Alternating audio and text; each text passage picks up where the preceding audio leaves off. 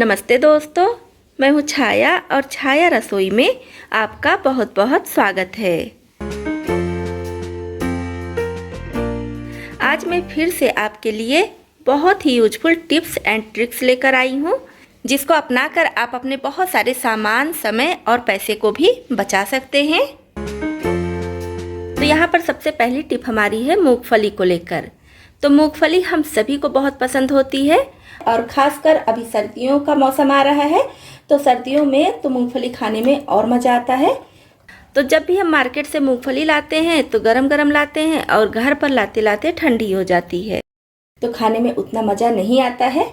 और कभी कभी हमारे पास होता है कि कच्ची मूंगफली रखी है, तो उसको भी दिक्कत होती है कि कैसे भूनें। तो आज मैं बहुत आसान तरीका आपको बता रही हूँ, जिससे आप फटाफट घर में ही मूंगफली भूनकर तैयार कर सकते हैं। तो इसके लिए गैस पर कढ़ाई चढ़ा दीजिए और इसमें डाल दीजिए नमक। बहुत ज़्यादा नमक नहीं डालिए। अब नमक को ऐसे फैला दीजिए जिससे कि ये गर्म हो जाए। और ऐसा नहीं है कि ये नमक एक बार हम मूंगफली भूनेंगे तो ख़राब हो जाएगा। इसका यूज आप कई बार मूंगफली भूनने में कर सकते हैं, या कोई भी चीज़ अगर आपको भूननी है या फिर बेकिंग करनी है तो इस नमक का यूज कर लीजिएगा। तो नमक जब अच्छी तरह से गर्म हो जाए तब इसमें मूंगफली डाल दीजिए।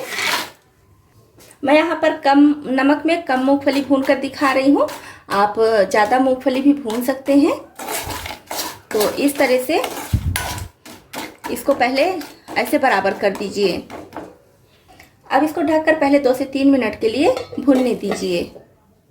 इसको पहले ढककर ही भूनेंगे, इससे क्या होगा कि मूंगफली अच्छी तरह से अंदर से गर्म हो जाएगी। तो 2 मिनट के बाद इसको चला देंगे। पहले मूंगफली का कलर देखिए ऐसा था और अभी देखिए ऐसा हो गया है। फिर से 2 मिनट के लिए पकने दीजिए। तो 2 मिनट और भूनने के बाद देखिए बहुत अच्छे से कलर आ गया है, ये देखिए। और मूंगफली देखने से ही लग रही है कि अच्छे से भून चुकी है। अब इसको नमक से निकाल लीजिए। तो बहुत अच्छे से ये मूंगफली भून चुकी है, ये देखिए। देखिए बहुत अच्छे से भुनी है। ये देखिए एकदम छिलका निकल जा रहा है, एकदम अच्छे से भुनी है। तो इस तरह से आप घर में ही भूनकर खस्ता और गर्मा गर्म मूंगफली का मजा ले सकते हैं। तो ये देखिए।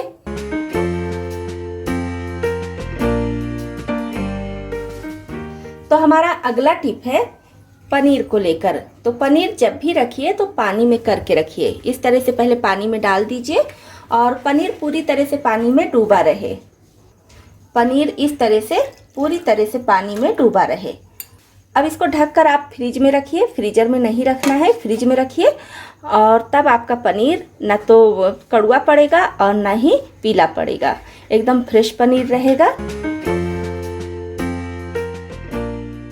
कभी कभी क्या होता है कि हम दाल बनाते हैं और दाल में पानी ज़्यादा हो जाता है, तो डर लगता है कि दाल उबाल खाएगी तो बाहर की तरफ गिरेगी। तो इससे बचने के लिए क्या करना है, प्रेशर कुकर का ये जो ढक्कन है इसमें थोड़ा सा देसी घी लगा लीजिए। देसी घी या ऑयल कुछ भी लगा लीजिए। यहाँ सीटी के पास भी लगा दीजिए। आप चाहे तो ऑयल लगा लीजिए और चाहे तो देसी घी, इस तरह से लगा दीजिए। और अगर आप ये प्रोसेस नहीं करना चाहते हैं, लिड में देसी घी या फिर ऑयल नहीं लगाना चाहते हैं, तो फिर दाल में थोड़ा सा ऑयल या फिर देसी घी डाल दीजिए। बहुत ज़्यादा नहीं, लगभग 1 छोटा चम्मच या आधा छोटा चम्मच दाल के अनुसार डाल दीजिए। फिर आप कितनी भी सीटी लगा दीजिए, दाल बाहर नहीं आएगी।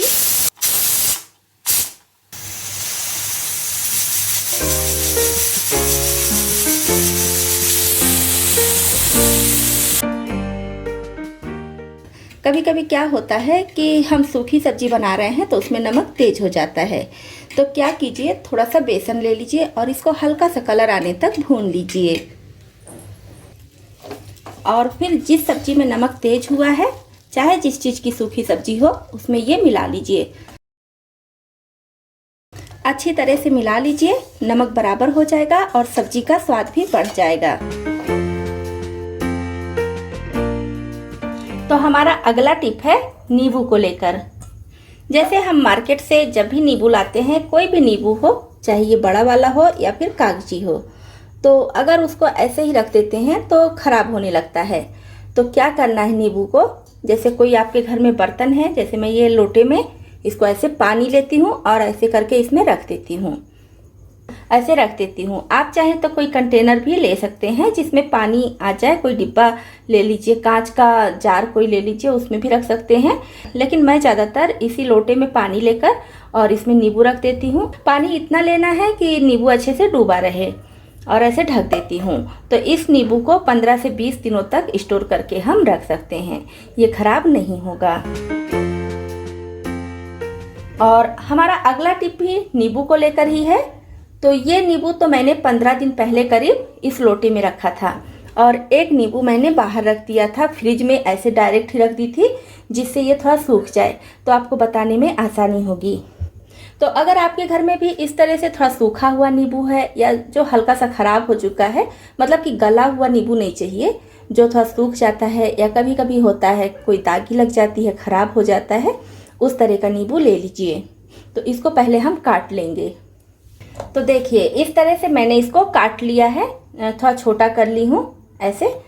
अब इसको हमें रखना है किसी डिब्बे में, कोई भी डिब्बा, कांच का ले लीजिए जार या फिर प्लास्टिक का भी ले सकते हैं। अब इसमें डाल देंगे नमक। तो मैं लगभग 1 टेबल स्पून नमक डाल दे रही हूँ। इस तरह से मिला देंगे। इससे क्या होगा, नींबू लंबे समय के लिए सुरक्षित रहेगा। तो जब भी आपको यूज करना हो, इसमें से एक टुकड़ा ऐसे लीजिए। अब आपके घर में जो भी तांबे, पीतल या फिर लोहे का बर्तन हो, जैसे मैं ये पूजा का लोटा ली हूँ, तो इस तरह से हल्के हाथ से इस पे रगड़िए। कुछ भी नहीं करना है, बस कुछ सेकंड के लिए ही। ये देखिए 1 मिनट भी नहीं लगेगा, आप ढेरों बर्तन साफ कर सकते हैं। तो ये देखिए, इधर का देखिए कलर और इधर का देखिए, तुरंत चमक गया। तो इस तरह से आपको बार बार मेहनत करने की ज़रूरत नहीं पड़ेगी कि पीतल या तांबे के बर्तन को कैसे साफ करें, तुरंत ये साफ हो जाता है। और ऐसा भी नहीं कि बहुत ज़्यादा मेहनत लगाना है कि हाथ ही दर्द होने लगे। तो बिल्कुल हल्के हाथ से बस इसको चलाना है, ना तो मांजने की ज़रूरत है और ना ही रगड़ने की। तो इस तरह से लगा के और बस नॉर्मल पानी से धुल लीजिए, एकदम चमक जाएगा। अंदर भी देखिए साफ हो गया है, ये काफ़ी दिन से इसमें पानी भर कर रखा था। इसी तरह से लोहे की कढ़ाई है, तो ये कढ़ाई देखिए कितनी गंदी है, एकदम पूरा इसमें जंग लगा हुआ है, काफ़ी गंदी हो चुकी है। तो इसको बस कुछ सेकंड इस तरह से, जैसे लोटे पे हम इसको हल्का सा लगाए हैं, इस पर भी लगा देंगे, तो ये भी एकदम चमक जाएगी।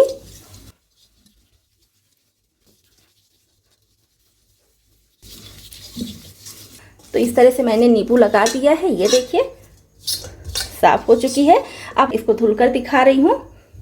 तो ये देखिए कढ़ाई देखिए एकदम साफ हो चुकी है। इसको मैंने हल्का सा ही लगाया है और थोड़ा सा अगर और लगाती और इसमें फिर साबुन या स्क्रबर लगाती तो और अच्छे से ये साफ हो जाता, लेकिन सिर्फ मैं आपको दिखा रही हूँ इसलिए हल्का सा लगा कर दिखाई हूँ।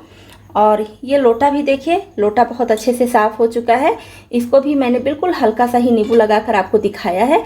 तो इस तरह से ये बहुत काम का है। इसको आप ढक्कन लगाकर और फ्रिज में रखिएगा, बाहर नहीं रखिएगा।